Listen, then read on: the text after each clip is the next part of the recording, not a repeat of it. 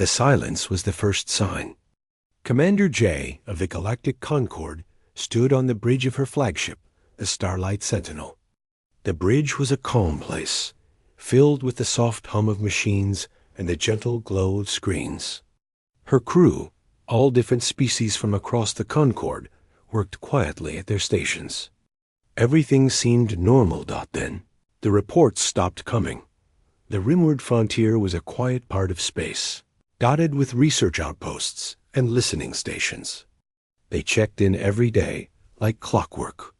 But for 3 days now, Outpost Theta 7 had sent no messages. No greetings, no scientific data, not even an automated signal to say it was still there. It was just silent. J frowned, her large, dark eyes reflecting the star map on the main screen. Her skin was a soft shade of violet, and 2 slender antennae rose from her brow, twitching slightly with concern. "Open a direct channel again," she said. Her voice calmed out her communications officer. A being with 3 long fingers on each hand tapped his console. "No response, Commander. It is not an equipment failure on our end. The channel is open, but there is nothing." "Send the drone," Jay ordered. The small probe shot away from the Sentinel, heading for the outpost. Minutes later, the visual feed appeared on the main screen. The crew gathered to watch. The outpost was supposed to be a large, ring-shaped station orbiting a small yellow star, but the screen showed only empty space. The star was there, shining peacefully. But the outpost, its relay satellites, and the 3 cargo ships that had been docked there were simply gone. No debris, no energy signatures, no wreckage. It was as if a giant hand had reached in and scooped them cleanly out of existence. A chill went through the bridge. This was not an attack. Attacks left traces. This was an erasure. "The science team on Theta 7, Jay said quietly. There were 17 beings, all Concorde citizens. No one answered. The quiet hum of the ship felt louder. The Concorde High Command was notified. They ordered J to the next system, Sigma 9, to investigate. Perhaps it was a strange cosmic accident, they suggested. A rare burst of radiation. A spatial anomaly. J did not believe it, but she followed orders. The Starlight Sentinel jumped through faster-than-light space, emerging near the Sigma 9 system. It was the same. The mining colony on the 3rd planet, home to 2000, was gone. Not destroyed, but absent. The land where the main dome had been was now just smooth, glassy rock, as if it had never existed. The starships in orbit had vanished. The system's space station, a bustling trade hub, was missing. Only its lonely navigation beacon remained, blinking uselessly into the void. Panic began to spread through the Concorde. This was not an accident. It was a pattern. Something was moving from system to system, and it was consuming everything in its path. The enemy revealed itself a week later at the edge of the Brixton sector. A Concorde patrol fleet, 5 of their best warships, encountered it. They called it the Vorpal Tide. J watched the sensor data in real time from light years away. The Vorpal Tide was not a fleet of ships. It appeared as a shimmer in space, like a heat haze, but it blotted out the stars. It moved slowly, inexorably. The Concorde ships fired everything they had: plasma cannons, particle beams, gravity missiles. Their weapons, which could crack a planet's crust, passed through the shimmering haze without effect. It was like throwing stones into a dark, bottomless pond. Then the Tide reached the lead ship, the Solar Lance. One moment, the mighty vessel was there, its engines glowing bright. The next, it was not. A perfect ship-shaped slice of reality had been cleanly removed. The surrounding space warped and snapped back with a silent shockwave. The other ships tried to run. The Tide simply expanded, enveloping them. In less than a minute, the entire patrol fleet was gone. The communication ended in a sudden, absolute silence. The Galactic Concorde was plunged into terror. Their greatest weapons were useless. Their strongest defenses were like paper. This enemy did not fight. It consumed. It erased. High Command was in disarray. Every species offered its secret projects, its ancient technologies. Nothing worked. The tide advanced, system by system, leaving only empty stars and haunted silence in its wake. It was during a council of despair that an old, dusty record was found. A treaty signed centuries ago. It listed the Terran species as a protected resource, their worlds quarantined due to their primitive and fractious nature. They were to be left alone until they reached a suitable level of civilization. They were considered useful only for physical labor and simple tasks. The Concord had largely forgotten about them, a minor species on a few backwater worlds, but the treaty had a clause. In times of existential crisis, the Concord could requisition material and resources from the Terran worlds. It was not a hopeful plan. It was an act of desperation. The Concord did not expect to find warships. They hoped for raw materials, for fuel, for maybe a few million beings who could be trained to crew salvage ships. Anything to buy more time. Commander J was given the duty. Her mission was simple: go to the human border, present the treaty, and take whatever they had that could float and carry a weapon. She felt the weight of the hopeless task as the young Starlight Sentinel made the long jump to the edge of human space. Her crew was silent, their morale broken. They had seen the tide. They knew what was coming. This was a last, pointless gesture. The ship dropped out of FTL at the coordinates for the human system called New Daegu. The star was a standard G-type, yellow and warm. Sensors came alive, painting a picture of the system. There were no flashing alert signals. No patrol ships came to challenge them. The system seemed quiet, normal, almost too normal. Jay saw the signs of industry, orbital stations around the inner planets, traffic patterns of civilian vessels. It was orderly, but unremarkable. Scanned for military installations, shipyards, anything with weapon signatures. Jay ordered. Her sensor officer worked for a moment. Readings are unclear, Commander. There is significant metallic mass in the fourth orbital Lagrange point, but sensor returns are scattered. It could be a debris field, or a large, unpowered station. No strong energy signatures. It fit the Concord's profile of humanity. They were builders, but not warriors. They probably had a few outdated defense platforms, maybe some converted freighters with simple laser cannons. Nothing that could even slow down the vorpal tide. Open a channel to the primary planet, Jay said, straightening her uniform. She had to perform this duty, even if it felt like a shame. She would demand their help as the treaty allowed. The screen flickered to life. Instead of a planetary official, she found herself looking at a human man in a crisp black uniform.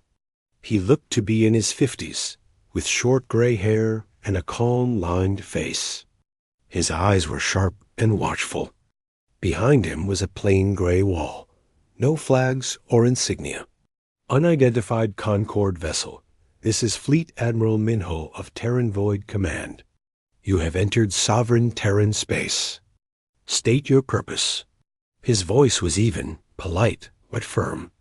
It held no fear, no surprise at seeing a Concord battleship appear in his system. Jay was taken aback. A fleet admiral? The humans had a unified military command? The report said they were still divided into competing nations. I am Commander J of the Galactic Concord flagship Starlight Sentinel, she replied, recovering. We are here under the terms of the Treaty of Proxima. The Concord faces an existential threat. We are requisitioning all available warships and strategic materials for the defense of the galaxy. She expected fear, or protest, or confusion. Admiral. Minho simply nodded slowly, as if he had been expecting this. I am aware of the treaty, Commander. and I am aware of the vorpal tide. Jay felt a jolt. How could he know? Their communications were supposed to be secure, and humanity was not part of the Concord network.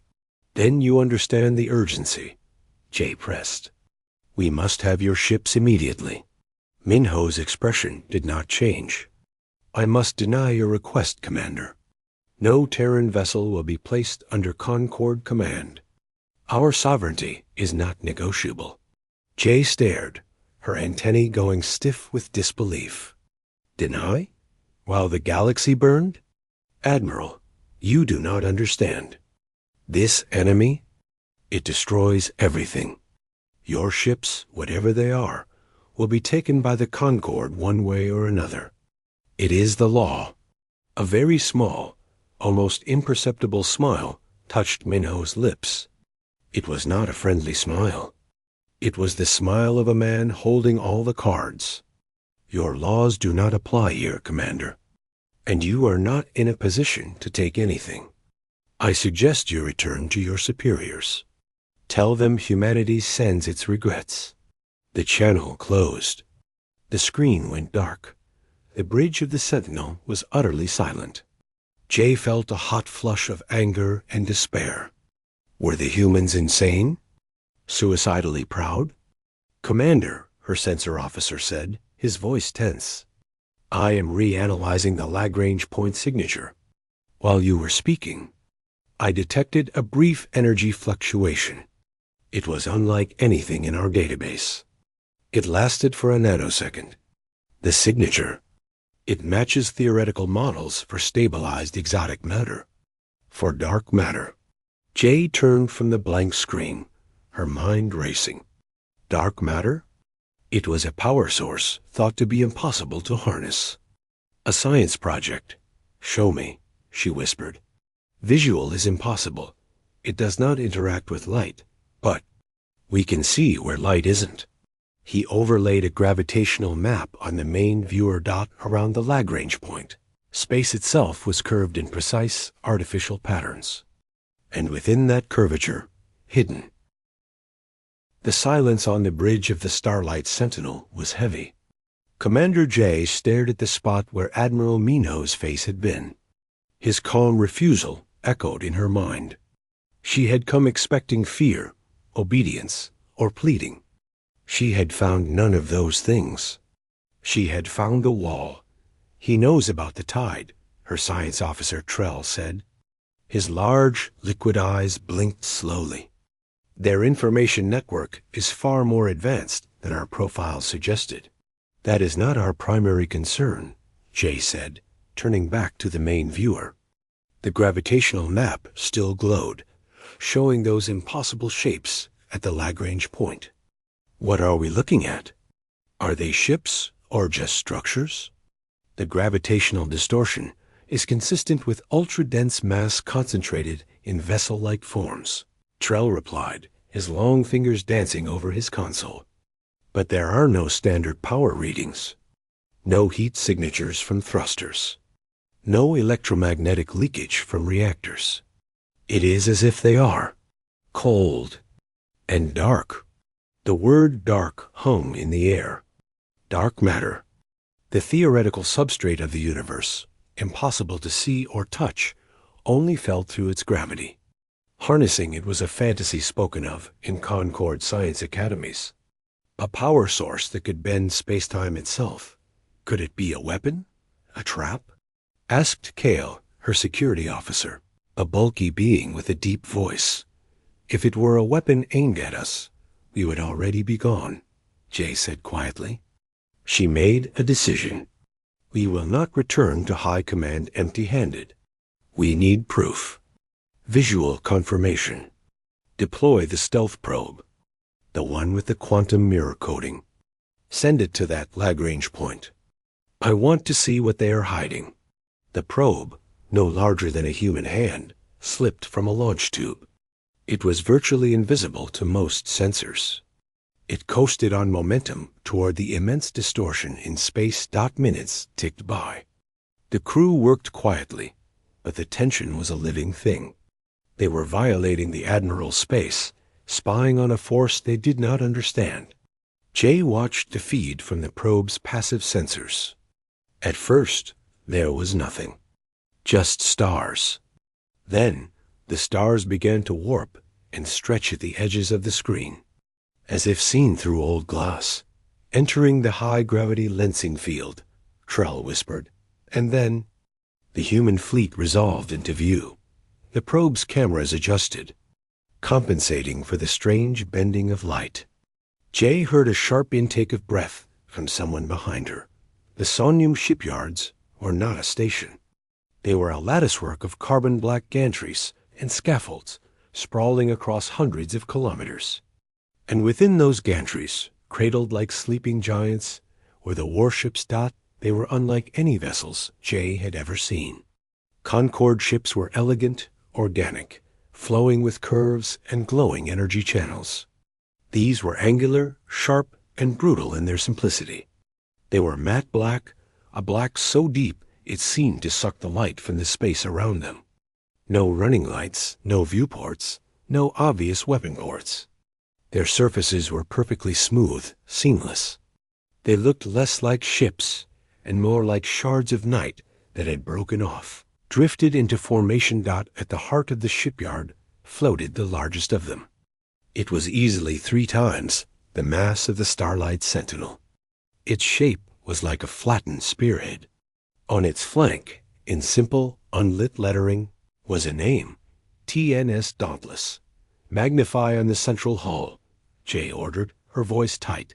The image zoomed. On the surface of the Dauntless, near what might be its bow, the blackness was not perfect. The surface shimmered with a faint, ripple-like pattern, like oil on water. It was a visual distortion, a localized bending of space-time, so slight it was almost invisible. The dark matter containment field, Trell said, his voice filled with awe. It is not inside the ship. It is part of the ship. The hull is the reactor wall. They have molded space-time into a stable shell. The energy density, it is astronomical. Can they move? Cale asked, practical as always. As if in answer, a new signal appeared on the tactical screen. A small vessel, a shuttle, was departing from a port on the Dauntless. It moved toward the edge of the shipyard. It had no engines that they could see. No plasma glow, no ion trail. It simply went. It accelerated to a rapid speed without any visible means of propulsion, then changed direction just as easily, as if inertia was a suggestion it chose to ignore. Non-reactive thrust, Trell breathed. They are not pushing against anything. They are manipulating the gravitational field around the vessel. They are falling in the direction they want to go. Jay felt cold. This was not just new technology. This was a new set of physics. Humanity had not just built better engines. They had built a different kind of ship altogether. The probe sensors then picked up a transmission. It was a tight beam, human frequency, but the probe's decryption algorithms were Concord grade. It was a voice, female, speaking in the human language. Reactor stability at 98%. Symmetry is holding, but the fluctuation in Sector 7 Beta is persistent. I still think we should run a full recalibration on the Dauntless before any deployment. A male voice answered. Negative, Sue. The Admiral's orders stand. The balance is within acceptable parameters. We maintain readiness. Acceptable isn't perfect, Chun. And with what's coming, don't we want perfect? What's coming is why we can't afford downtime. The fleet stays hot. The communication ended. The names Sue, Jun were simple. The conversation was casual, technical. It spoke of a terrifying power discussed with the routine boredom of engineers talking about engine coolant. J was about to order the probe to pull back to gather more long-range data when a new alarm chimed softly on the bridge. Commander, Trell said, urgency in his voice. The probe has been detected. An active sensor pulse from the human shipyard. Very short wavelength. It scanned right through the quantum mirror coating like it wasn't there. On the visual feed, a single small light on one of the black gantries swiveled. It was not a weapon. It was a simple spotlight. It shone directly on the stealth probe. A blinding white circle pinned the tiny Concorde machine against the STA RFI ELD. It was a message. "We see you." A new channel request flashed on Jay's console. It was from the planet below. From Admiral Minho. She accepted. His face appeared again. He looked neither angry nor surprised. He looked patient. "Commander Jay," he said, "I see you are curious." Jay fought to keep her composure. "You are hiding a significant military force, Admiral, in violation of galactic treaties on arms limitation." A faint, dry smile. "Those treaties were signed by the Concorde. We were not invited to the table. We are not signatories. And we are not hiding. You simply lacked the ability to see." He leaned forward slightly. "Your probe systems are now locked. We are sending it back to you. It contains a data packet. View it. Then you will understand why your requisition request was denied." Before Jay could respond, the channel closed. On the viewer, the spotlight on the probe winked out. The small machine turned, and with a smooth, impossible movement, shot back toward the Sentinel faster than it had ever traveled. Minutes later, the probe was secured in the bay. The data packet was isolated and brought up on the bridge's main screen. It was not a weapon schematic or a threat. It was a single video file, dated from 2 years prior. The video showed a human telescope array's view of a distant star system, one deep in what was now Vorpal Tide territory. The star flickered. Then, space around it folded. It was a silent, horrific event.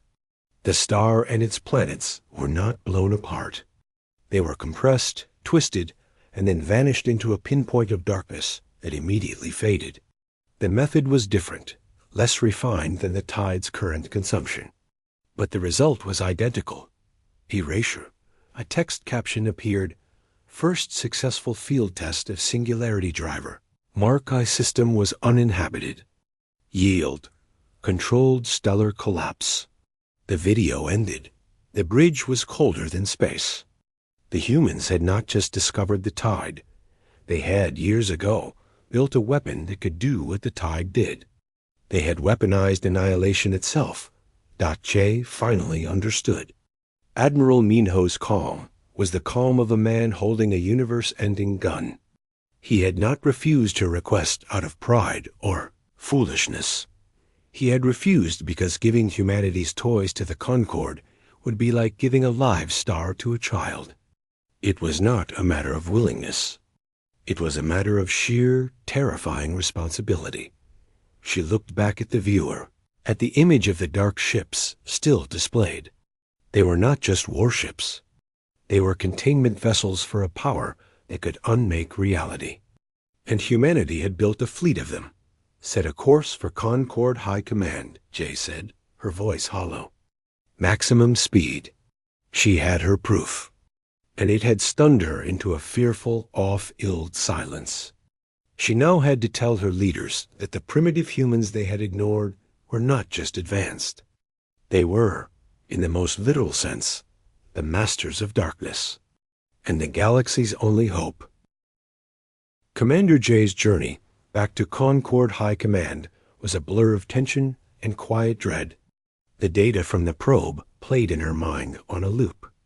The dark ships, the impossible gravity drive, the video of a star being unmade by a human weapon.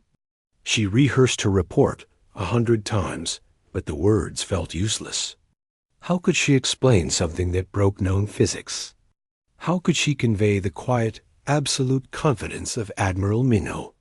She arrived at the council chambers, a vast space filled with representatives from a dozen star-faring species. The air hummed with worry and despair. News from the front was worse. The Vorpal Tide had consumed 3 more systems. It was now closer to the Concorde core worlds than to the human border. Jay stood before the High Council and showed them everything. The sensor logs, the visual confirmation of the Black Fleet, the weapon test video. The chamber, usually a place of debate and murmurs, fell into a dead, cold silence. Elder of the Iltheri, her own species, spoke first. His voice was thin with shock. This is provocation. They hid this while we faced extinction? They are in violation of every principle of galactic community. Another counselor, a reptilian screen, hissed. J listened to the fear turn into anger. They were missing the point. They saw a threat, not a tool. They saw deceit, not preparation.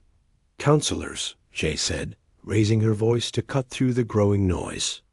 Their admiral stated they will not serve under Concord command. Their sovereignty is absolute. Asking again will achieve nothing. We must ask differently. How? The Iltheri elder snapped. We cannot fight them and the tide. We do not fight them, Jay said, the idea forming as she spoke. We ask for their help, not as masters to servants, but as allies facing a common enemy. We give them what they want, recognition. The debate that followed was long and bitter. Pride was a powerful thing. The Concord had ruled this part of the galaxy for millennia. To bend the knee to a species they had classified as resource grade was a poison to many. But the tactical maps, showing the tide's advance, were a stronger argument. Survival won. A decision was made. Jay would return to New Daegu. She would offer a formal military alliance. Joint command against the tide. It was a desperate gamble. Before she could depart, the crisis found them. Alarms screamed through the station. The Vorpal tide had not just advanced. It had done something new. It had opened a temporary spatial rift, a shortcut. A tendril of the shimmering haze emerged from a point just outside the Cygnus Minor system, a system only 2 jumps from the human border, and crucially, only 1 jump from New Daegu itself. A major Concord defense fleet was stationed there. The Council watched the live feed in horror. The familiar, hopeless battle played out. Brilliant beams of Concord energy lanced into the silent, advancing haze. They did nothing. Ships were erased. The fleet was being halved with every passing minute. They will be gone in an hour, the tactical officer said, his voice flat. Then the tide will be at the human border. It will test their weapons for us. Jay felt a surge of cold anger. This was not a test. It was a catastrophe. If the humans failed, the tide would be at the Concord's throat in days. If the humans won, what would they become? Open a channel to Admiral Minho, Jay ordered. Use the frequency he gave us, now? Back in the New Daegu system, Admiral Minho watched the same feed in his Stark Command Center. Around him, his officers were calm. Captain Jun stood at his shoulder, his eyes on the tactical display. Engineer Sue was on the comms from the Dauntless, her voice clear. The Dauntless, Valor, and Morningstar are at the ready, Admiral, she said. Reactor symmetry is optimal. The pilots are waiting for your order. Minho did not answer immediately. He watched the Concord ships die. He saw the method. The tide was not an animal. It was a process, a fundamental erasure of order. It was the opposite of what his ships contained, pure, controlled chaos. Jay's face appeared on a side screen, her features drawn with urgency. Admiral, you see the situation. Your border is next. Will you watch or will you act? Minho looked at her. We are not watching, Commander. We are calculating. He turned to John. The tide's absorption field. The quantum signature? Matched to our Mark III predictions, John replied. It's a diffuse version of our own compression technology. Uncontrolled. It's a wound in spacetime, not a tool. Minho nodded. To Jay, he said, "We will engage. But understand this. We do not fight for your Concord. We fight because that thing is a violation of physics.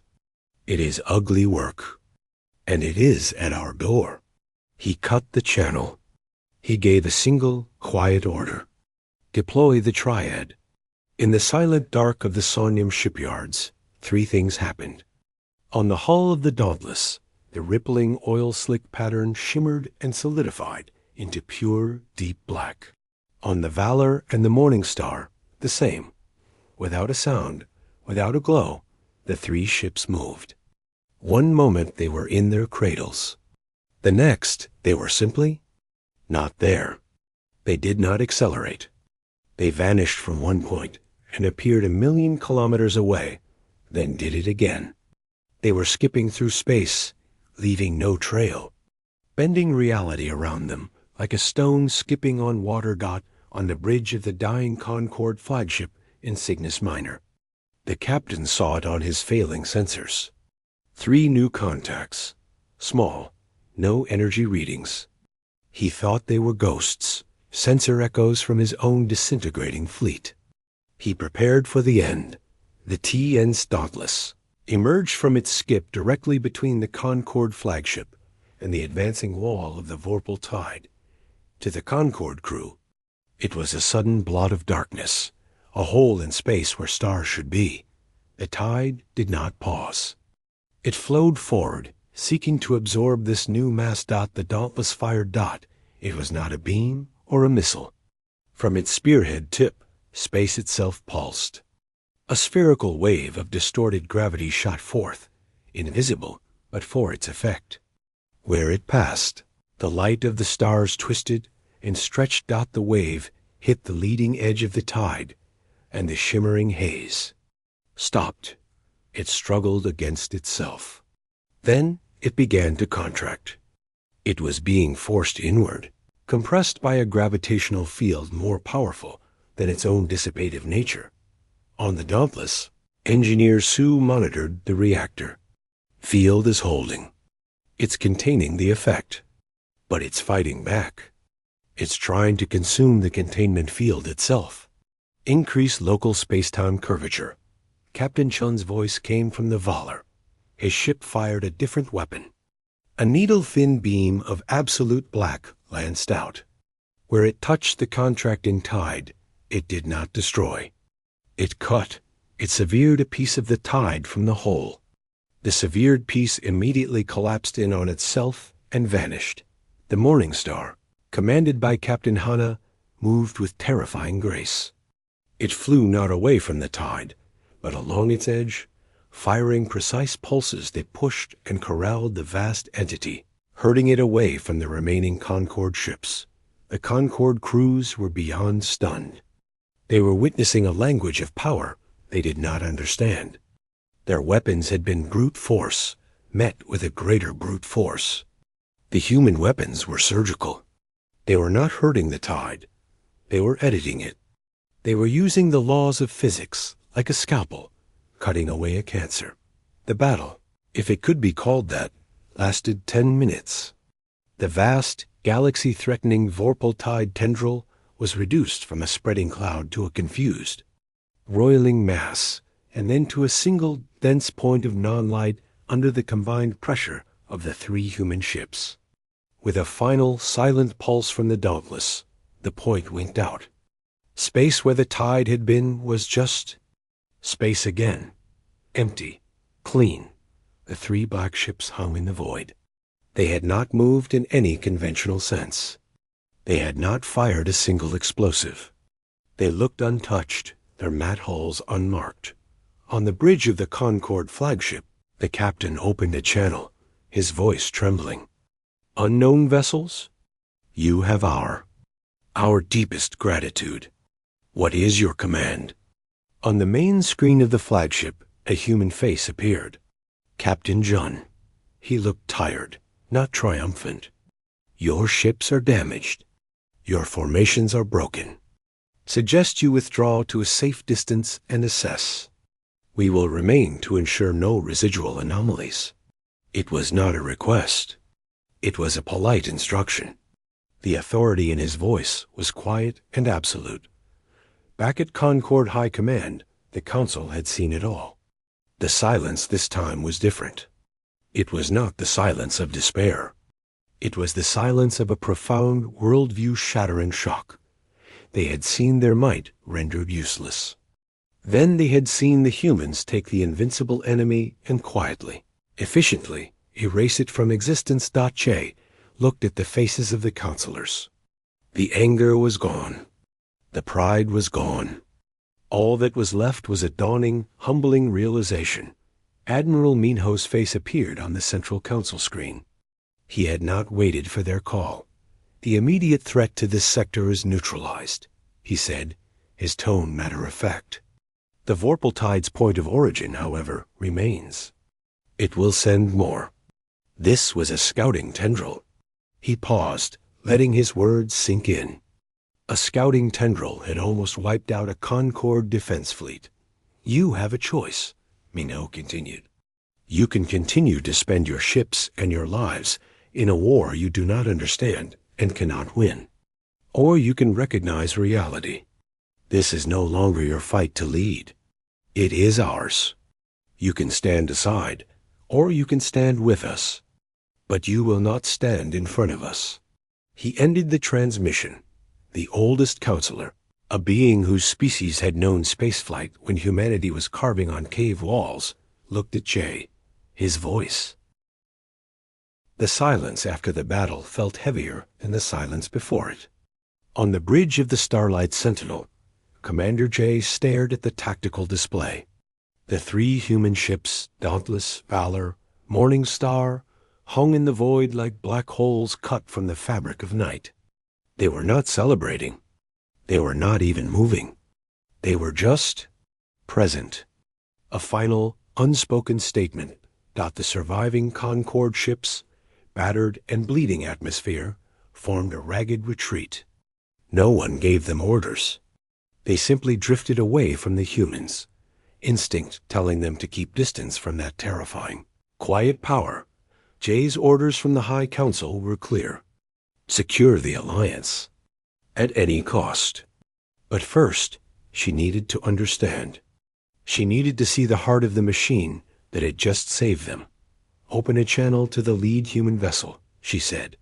Her voice sounded strange in her own ears. A face appeared on her screen. It was not Admiral Minho, nor the tired Captain John from the battle. It was a younger woman, her hair tied back neatly, her expression sharp and focused. She wore a simple black jumpsuit.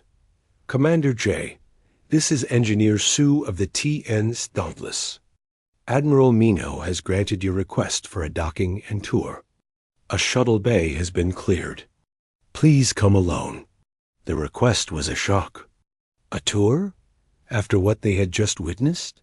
It felt like being invited to look inside a star. "I thank you.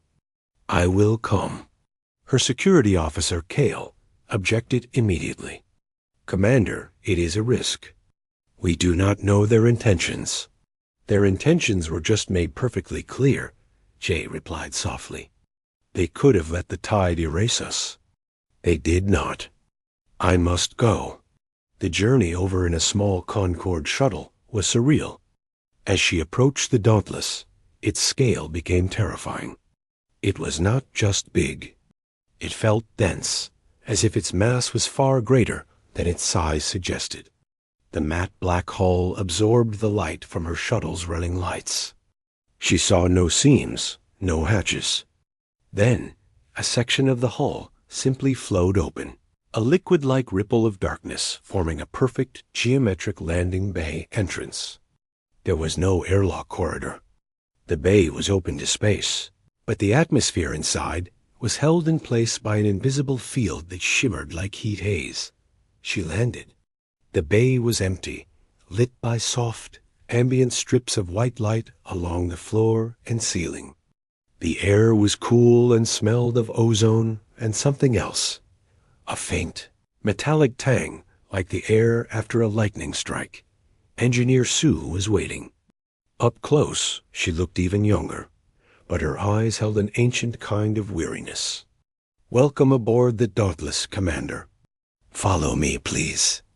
And do not touch the walls." The interior of the ship was a maze of gray corridors, all curves and soft angles. It was spotlessly clean and utterly silent. There was no vibration of engines, no hum of power conduits. The only sound was the soft whisper of air circulation. Jay realized it was the quietest starship she had ever been on. It felt less like a machine and more like a tomb. "Your engines?" Jay began. "We don't have engines," Sue said, not turning around. "Not in the way you think. We have a field.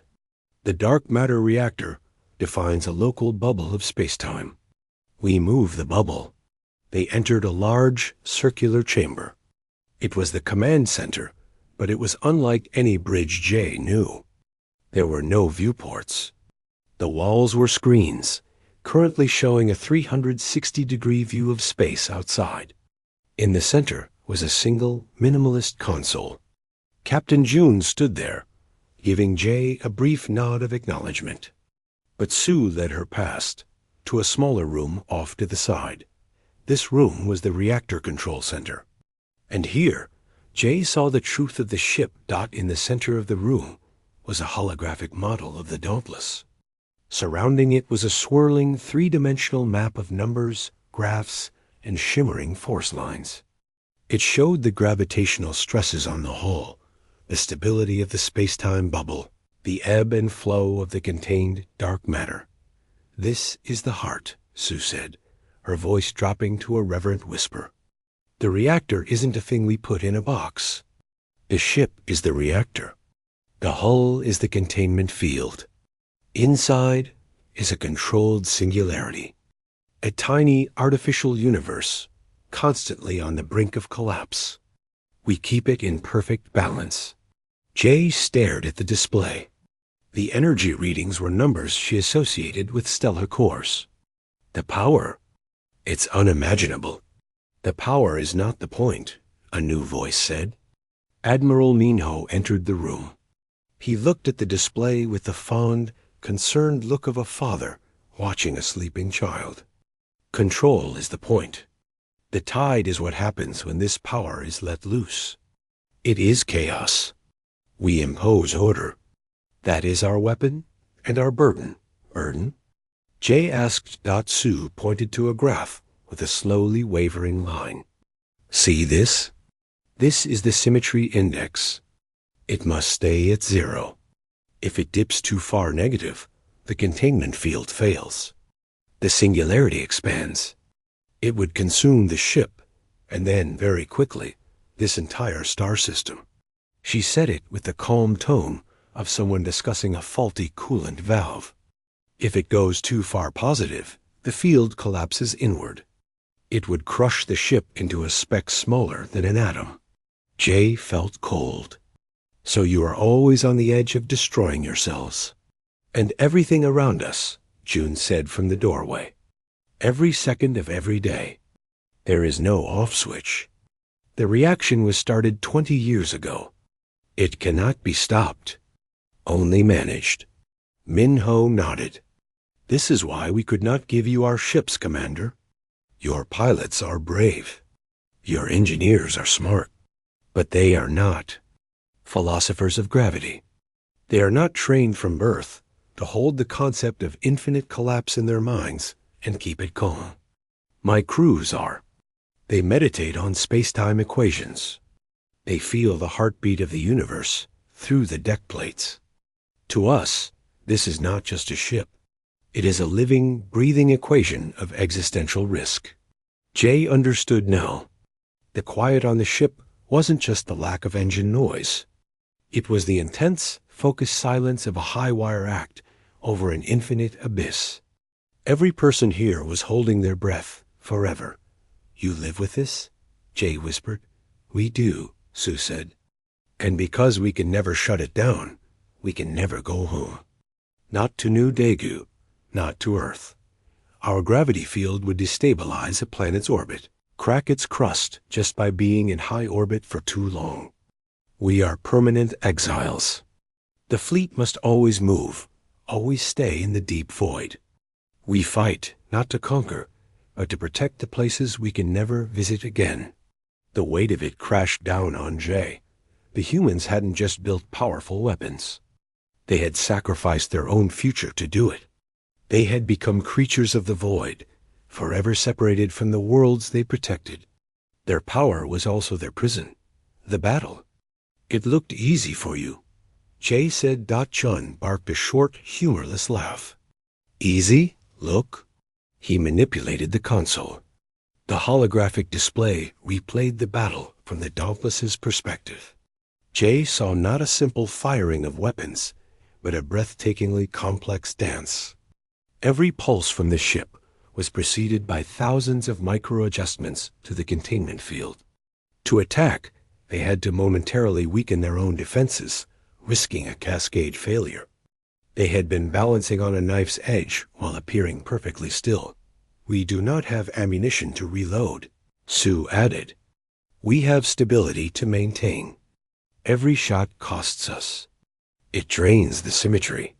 It takes hours, sometimes days, to recalibrate to a truly safe level after an engagement. We are not invincible. We are just very, very careful. Minho looked at Jay. This is what you are allying with, Commander. Not a navy. A order of monks who guard a perpetual apocalypse. We will fight the tide because it is an uncontrolled version of our own power. It is an abomination to us. But we will not be your soldiers. We will be the surgeons. And you will be the assistants. You will provide logistics, intelligence, a place for our support vessels that do not carry reactors. But you will not command the dark. Jay left the Dauntless an hour later. The shuttle bay door sealed behind her, the black hole becoming whole again.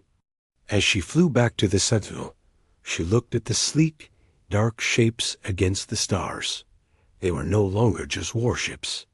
They were flying tombs, sacred and terrible. Their crews were not warriors.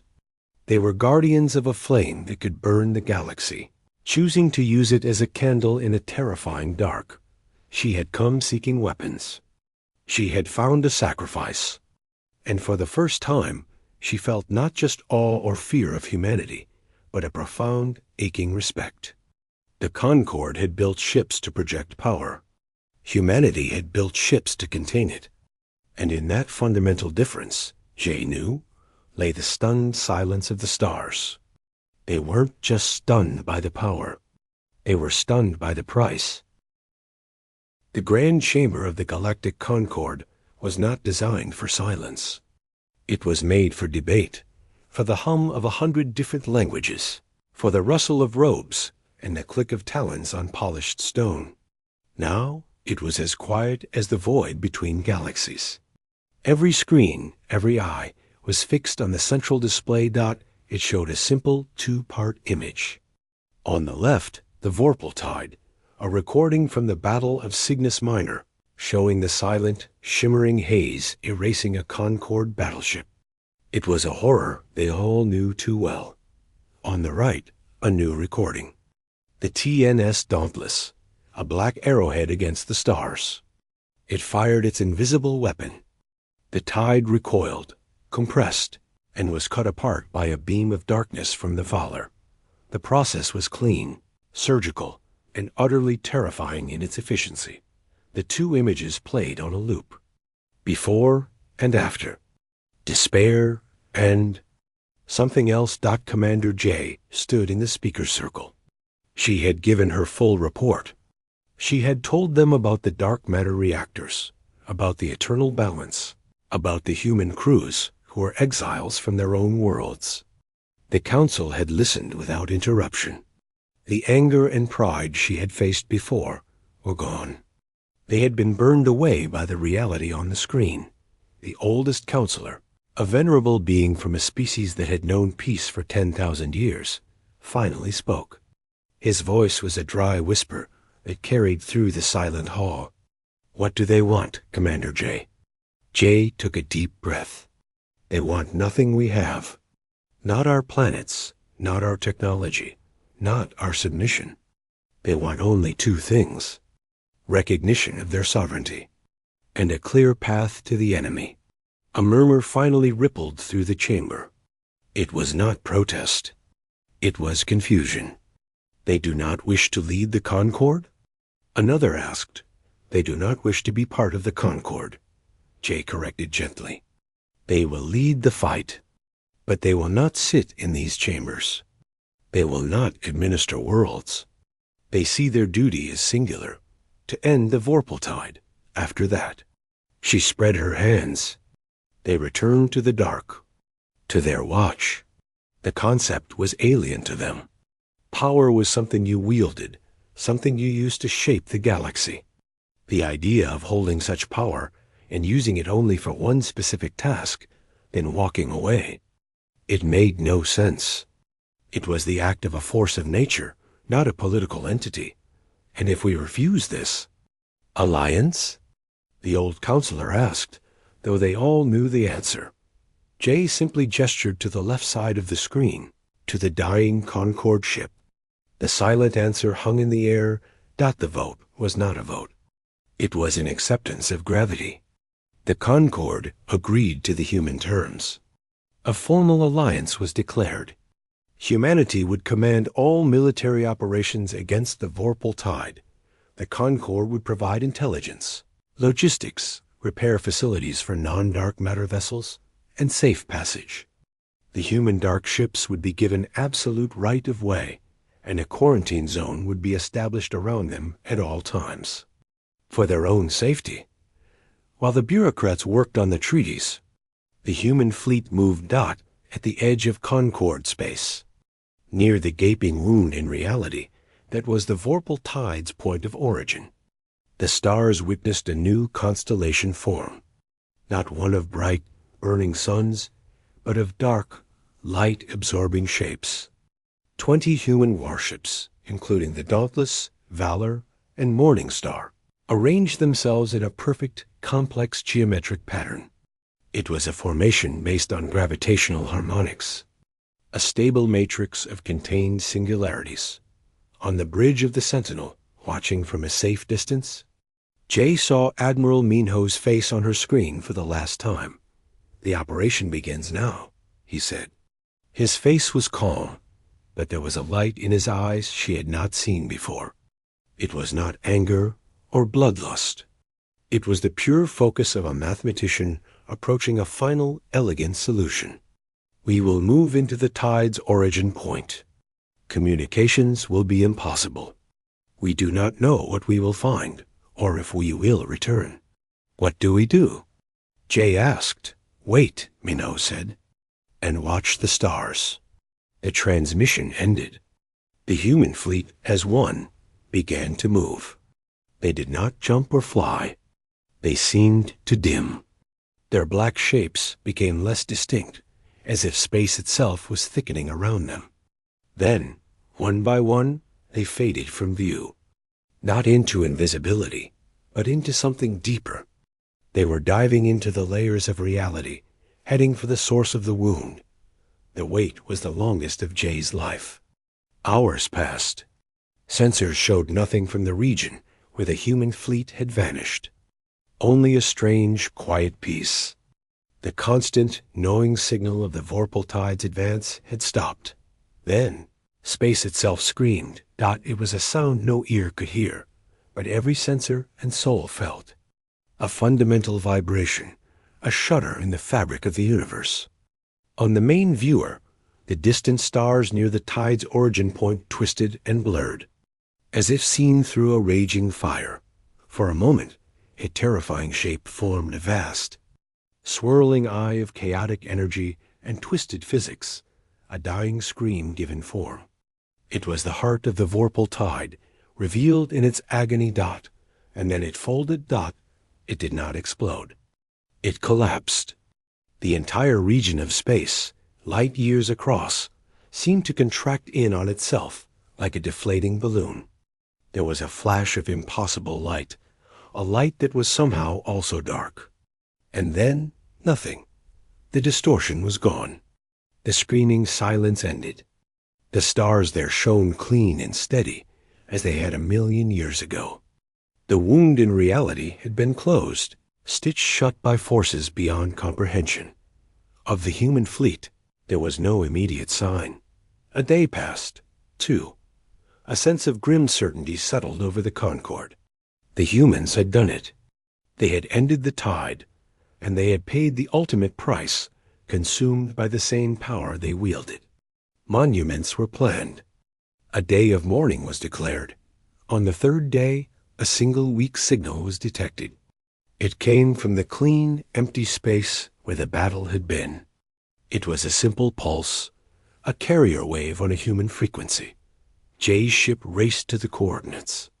There, drifting alone, was the TNSDAU NTLESS. It was wounded.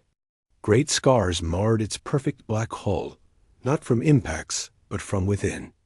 Its surface was webbed with cracks of violent white light, like an eggshell holding back a storm. It listed slightly, its symmetry broken. A shuttle from the Sentinel docked with the dying giant. Jay went aboard with a medical and engineering team.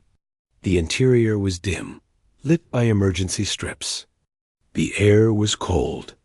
They found the crew in the reactor control room. Admiral Minho was there, leaning against a console, his uniform torn. Engineer Sue was on the floor, her head bandaged, her hands still working on a portable data pad. Captain John was giving quiet orders to a few survivors. Of the 20 ships, only the Dauntless had returned. And it would not fly again. The tide? Jay asked, kneeling next to Minho. Gone, he said, his voice rough. It was not an enemy. It was a leak. A rupture from a neighboring dimension where physics are different. We sealed the rupture. He coughed, a dry sound. Our fleet. The formation. We used our reactors to create a stable knot. A permanent patch. The others held the pattern. The Dauntless.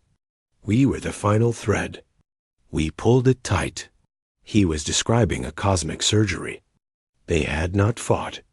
They had healed. The cost. Jay whispered. The cost was always the price, Sue said, not looking up from her pad. This ship's reactor is in terminal decay. We have hours before the containment fails. We will take it into the local star. A controlled final collapse. It will cause a solar flare. No more. There were no tears. Only a deep, quiet exhaustion. They had known this was the only way their story could end. As tugs from the Concorde carefully, fearfully, began to nudge the mortally wounded Dauntless toward the system's sun. Jay stood on the bridge of the Sentinel. She watched the black ship, this temple of exiles, sail silently toward its funeral pyre. Across the galaxy, the news spread. The Vorpal tide was gone, eradicated by the humans. The stories grew with each telling. The humans had warships of darkness. They had stared into the heart of annihilation and bent it to their will. They had saved everyone and asked for nothing. The Concorde returned to its politics, its rebuilding. But something had changed.